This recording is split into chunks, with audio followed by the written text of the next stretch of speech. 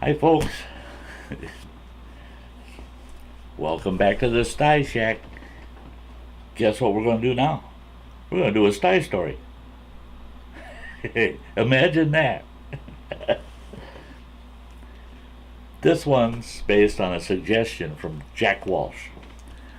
First of all, Jack. He's been just a loyal, die-hard YouTube follower of my channel. He's been there from almost the beginning. He's one of my most loyal viewers out there, and I have a lot of them. But Jack has been there for, it seems like, forever. And he keeps Sty on his toes, especially with his little one-liners and his innuendos that he tends to throw into his comments. But yeah, it keeps me sharp. Thanks, Jack. Anyway, so Jack's suggestion is that I do some travel stories. Do some stories about my travels. Well, I'm going to do this one, first, and maybe do a few others in the future. But this one is called Westward, the Wagons, and it's when my family and I moved from Minnesota to northwestern Montana. Now, I'm going to need a sip of coffee quick. I'm going to try to keep this video within reason. Keep it short enough. I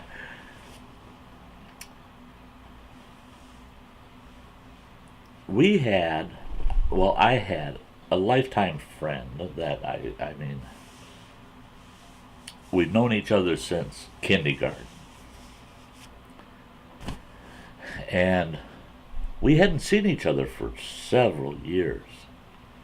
And then we happened to cross each other. And we just, trying to make up for lost time. Him and I were just, we were just buddies. That's all there was to it. Lifelong buddies. And his wife knew her since she was like 13 years old. And just seemed like knew her forever. I dated her sister, for crying out loud. I worked for her father, for crying out loud. So we knew this couple very well, and their children. And when we got back together, my ex-wife and I and them, we got to talking about the future and things we could do now that we are back in contact. There's things we got to do together. Well, they said we're not supposed to say anything, but we've got good and bad news. And we said, well, what's that? And they said, well, the good news is a dream of ours is coming true, a lifelong dream. And the bad news is it's the same dream Sty has. And they said we won't be here to hang out with you guys as of next summer. And we said, well, what are you talking about? And they said, well, we're moving to northwestern Montana. Oh, I must have looked like death warmed over. It just made me ill. It made me ill. The emotions were so contradictory because, my heart was just glowing with happiness that they're going to get to move to northwestern Montana. And my soul was saying, oh, the hell with them damn people. Why do they get to move to Montana? I'm going to be stuck here in the Twin Cities of Minneapolis, St. Paul. I belong out west. I don't want to. No, that ain't right. But I'm so happy for them. Damn them anyway. Isn't that terrible? It's just human nature, you know. Sometimes we just want what others have, you know. And it was my dream. And my ex-wife knew it. And she looked at me. I can remember the look on her face. She looked at me like, oh, man, that's bad. She actually was feeling really sorry for me to have to hear that news and know that I was not the one moving. Um, so we congratulated them. I never let them know how disappointed I was that they were moving out there and I wasn't. And we congratulated them and said anything we can do to help you get ready for your move and blah, blah, blah. Well, here it came down to what they had going on. It was a family thing. It was them and another, it was them and my buddy's sister-in-law and her husband and her his wife's brother and his wife's sister. All of them, 4 families, were going to move out there together. They were purchasing 80 acres and they were going to set up housekeeping on this totally barren 80 acres. It had no improvements on it whatsoever. No electricity, didn't even have a road into it actually. It had an old abandoned kind of logging trail into it. But they were going to go out there and homestead it, set up their own little cottages and homestead this 80 acres.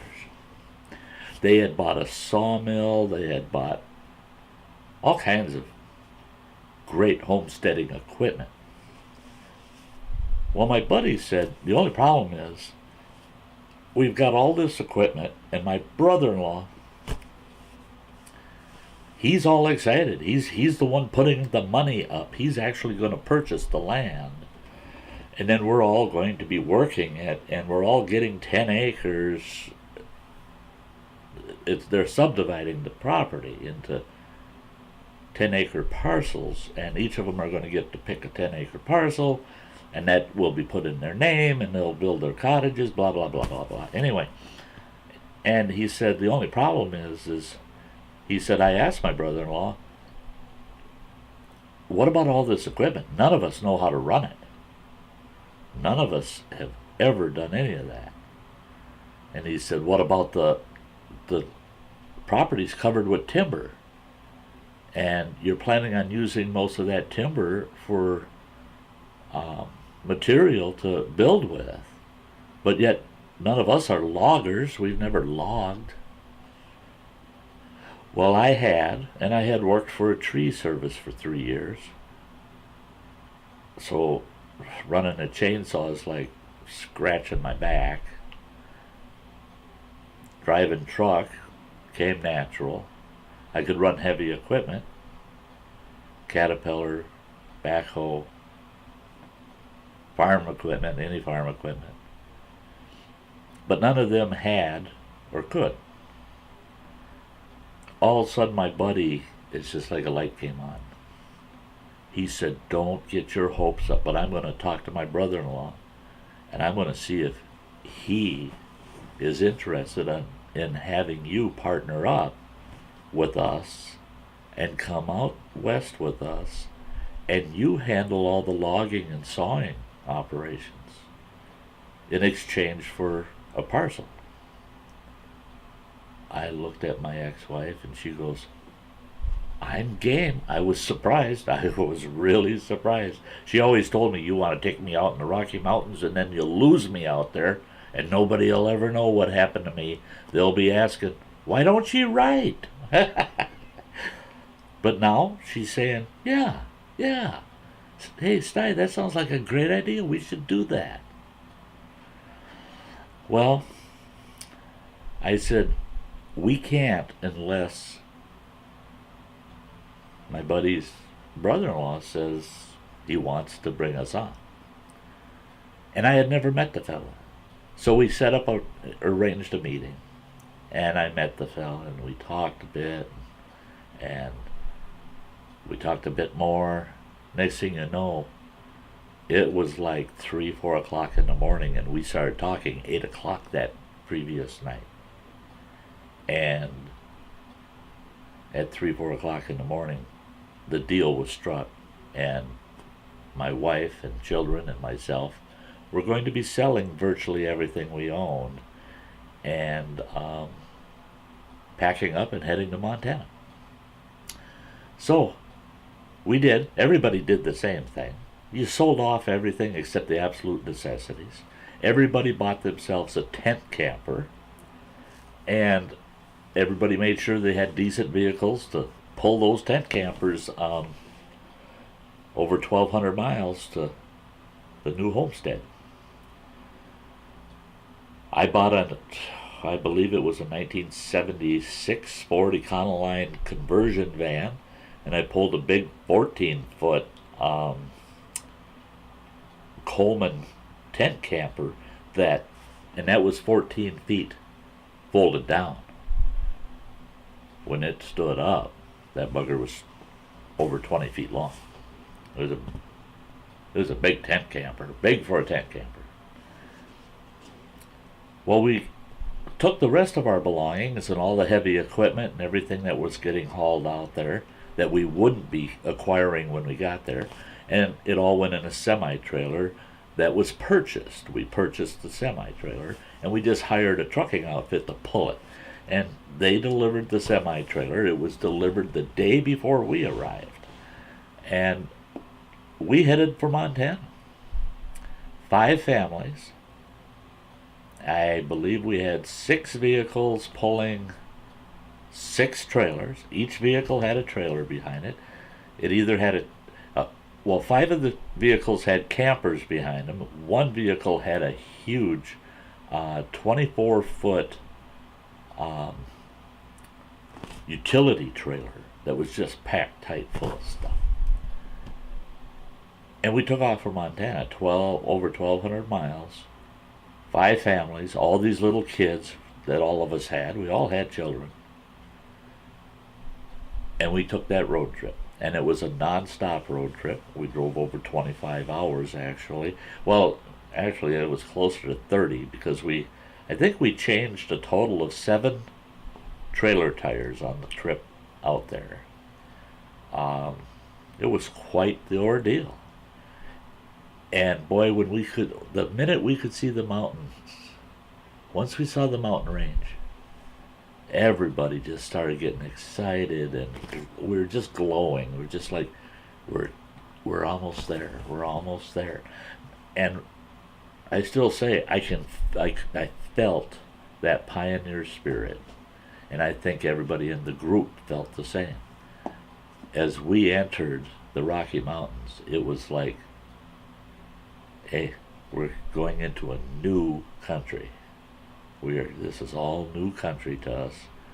And our first night in camp, we literally put all the campers around in a circle, just like an old wagon train would, and established our big fire pit right smack in the middle. We put a big flagpole up, and we hoisted up the old stars and stripes right away. And you know, the odd thing is everybody in town could see that flag up on the hill where our property was. And the first thing that went through their minds is, holy smokes, we just had a bunch of radicals just moved into town. Well, it didn't take long, and they got to know us all, yeah.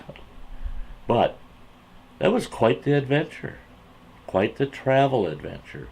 I've got a couple of stories about that trip that I'll do that I didn't include in this, otherwise this travel story would be an hour long.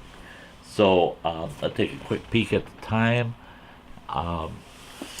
Yeah, I think that's about it for this part of that travel story. But that's Westward the Wagons. That's how Sty and my ex-wife, who I'll call Mabel from this point forward in the future, that was her nickname, Mabel, and my 4 children. We took off for the Wild West, and that was in 1984, and we arrived in Montana on July 7th of 1984, just a few days after the 4th of July. And then the adventures began.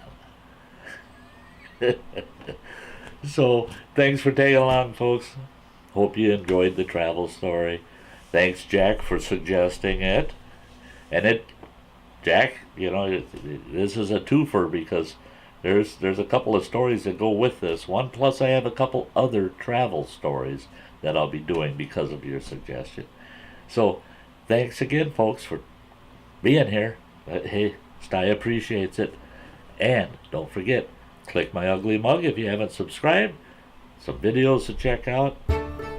Ring the bell if you want to be notified when something goes up, when I have a new post. And hit the thumbs up if you like the Sty stories. And until next time, you all have a very nice day. Bye-bye.